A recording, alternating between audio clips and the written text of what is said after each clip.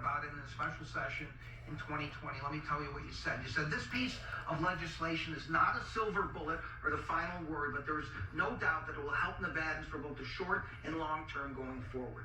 The challenge, however, is what you called an antiquated system, one that has been unprecedentedly overwhelmed. It is an antiquated system. You're absolutely right about it. It was unprecedentedly overwhelmed. But I think the criticism would be, Governor, is you knew when you shut down the Strip and everything else that it was going to be overwhelmed. Why didn't you prepare better for that? And I can accept what you're saying, John.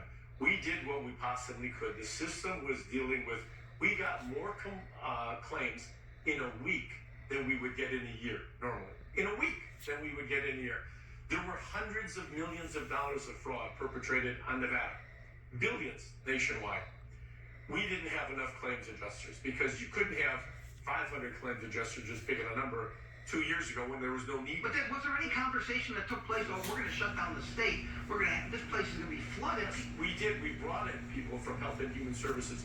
They weren't trained in the specific role of claims adjusting. Now, it hurt businesses. But that being said, I worked with the business community. The Las Vegas Chamber of Commerce would not endorse me if they didn't think that we worked hard. It didn't just hurt businesses. It hurt a lot of employees. People were out of work, and suddenly they couldn't even get. They got a recording. They got a busy signal. They couldn't get their checks. They couldn't, John. You're right, because we had hundreds of millions of dollars of fraudulent claims that ultimately small business has to pay for. Small business, that comes out of our fund. So that fund has to be replenished. I prevented a rate increase from going through to make them pay that. He did mention this, so I'm going to mention it too. He slipped it in there that the Chamber of Commerce has endorsed him instead of you. And so they must be saying, you know what? It was a terrible situation, but he did all he could. Yeah, it's unfortunate, right? It's unfortunate they're saying that, but you know, the Chamber of Commerce is directly related to small business, which is the backbone of any economy or any state. They endorsed him. That's why they endorsed him. So much. I can handle this. Thank you. They endorsed him. Yeah, and like I said, that's unfortunate. You know, in my own intelligence, I referenced the interview that there was numerous people as part of the board that was endorsing me and in my camp, but yet they got overwhelmed by particular powers that are in the governor's pocket. What does that mean? Who's in the governor's pocket? The people that have a significant investment on his reelection. You got to say more, Sheriff. I mean, you're in law enforcement. You can't just throw out a charge like that. It's always been said out there, and it's no secret, you know, that the governor is vindictive, and if you don't come on board, he's going to make your life tough. So give us an example of that, then. Now, Joe, I mean, to make an allegation like that, I'm not going to come forward with the nicknames they gave you at Metro. Go ahead. I don't care. I got thick skin. Bring them forward. Bring them forward. Delve into this. That they're in my pocket is absurd.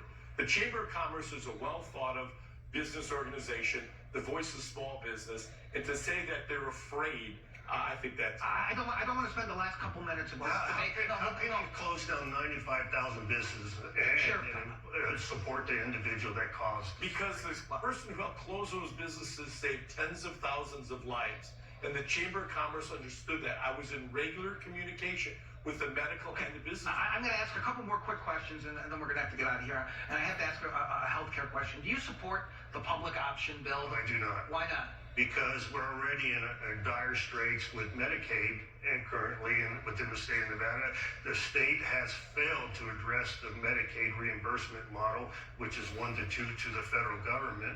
And that's just a lesser form and a bigger problem. A study just came out that said it would save the state hundreds of millions of dollars. No, it wouldn't save the state anything. It would save the people that have the insurance the money. The state is already in dire need to keep doctors here to provide quality medical care.